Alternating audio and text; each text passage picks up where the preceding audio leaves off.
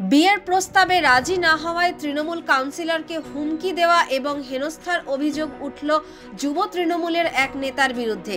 দক্ষিণ ২৪ পরগনার রাজপুর সোনারপুর পুরসভার ১৫ নম্বর ওয়ার্ডের ঘটনা। ওই নেতার বিরুদ্ধে সোনারপুর থানায় অভিযোগ করেছেন তৃণমূলের কাউন্সিলরের দাদা। ঘটনার তদন্ত শুরু করেছে পুলিশ।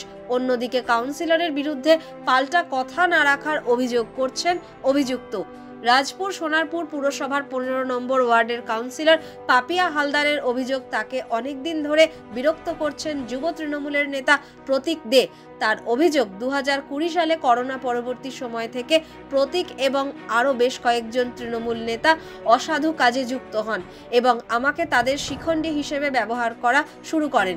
কাউন্সিলরের অভিযোগ, তার নাম করে ঠিকাদারদের কাছ থেকে টাকা তোলা হয়েছে, বিভিন্ন খাসজমি দখল এবং বিক্রিতে তার নাম জড়ানো হয়েছে। তারপর প্রতীক তাকে বিয়ের প্রস্তাব দেন।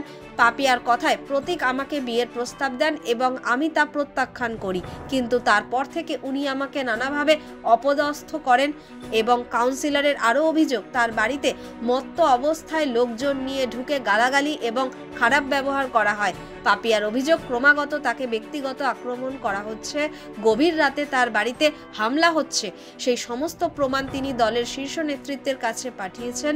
পাশাপাশি পাপিয়ার এও অভিযোগ, আমাকে প্রতি মাসে ৫০,০০০ টাকা করে ভাগ দেওয়ার প্রস্তাব দেয় এবং সেটা আমি প্রত্যাখ্যান করি। সেই প্রমাণও আমার কাছে আছে।